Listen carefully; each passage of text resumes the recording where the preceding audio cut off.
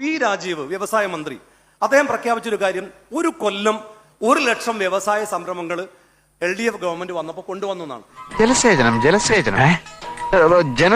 ജനസേവനം ഏതു നേരത്തും ഈ ഒരു ചിന്ത മാത്രമേ ഇദ്ദേഹത്തിനുള്ളൂ.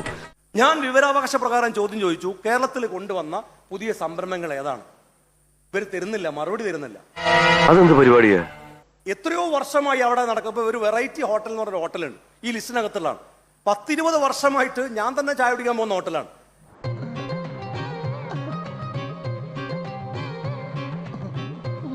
ഈ കഴിഞ്ഞ കൊല്ലം പി രാജീവിന്റെ ഈ പദ്ധതിയിൽ കൊണ്ടുവന്ന സ്ഥാപനമാണെന്നാണ് ഇവർ അവകാശപ്പെടുന്നത്. അവർ ചെയ്തെന്താണെന്നറിയോ? അവർ ഓരോ വർഷവും ലൈസൻസ് പുതുക്കാൻ വേണ്ടി അപേക്ഷ കൊടുക്കും. ആ അപേക്ഷ കൊടുക്കുന്ന പേര് വിവരങ്ങൾ അടക്കം ഇവരുടെ ഈ 1 ലക്ഷത്തിൽ ഉൾപ്പെടുത്തിയിരുന്ന ഞങ്ങൾ കൊണ്ടുവന്ന പദ്ധതിയാണെന്ന് അവകാശപ്പെടുകയാണ് ചെയ്തത്. അതൊക്കെ ഗോപാലകൃഷ്ണൻ ഒരു നമ്പറല്ലേ? ഇത് എന്റെ ഒരു നമ്പറാ. ഒരു നാട് ഭരിക്കാൻ വലിയ കഴിവൊന്നും വേണ്ട, പക്ഷെ ഒരു നാട് മുടിക്കാൻ കഴിവ് വേണം. പി രാജീവ് വ്യവസായ മന്ത്രിയായപ്പോൾ കൊണ്ടുവന്ന ഒരു സംരംഭത്തിന്റെ ഒരു ഉദ്ഘാടനത്തിന്റെ ഫോട്ടോ ഞാൻ കഴിഞ്ഞ ദിവസം വീഡിയോ കണ്ടപ്പോൾ ഞെട്ടിപ്പോയി. എന്താണെന്നറിയോ? എന്തോ ഇതെന്തോ പാല വെക്കാനുള്ള പുറപ്പാടാ. നമ്മുടെ കൊച്ചിയിൽ പാലത്തിന്റെ ചോട്ടിൽ യൂട്ടേണിന്റെ ഉദ്ഘാടനം വ്യവസായ മന്ത്രി ചെയ്ത ഉദ്ഘാടനമാണ്.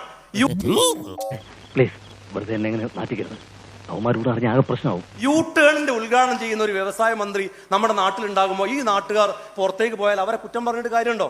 ഒരു കുടുംബത്തിൽ ഒന്നും ഇങ്ങനെയാവാം. എങ്ങനെയാണോ എല്ലാവരും ഒന്നുപോലെ ആയി പോയത്?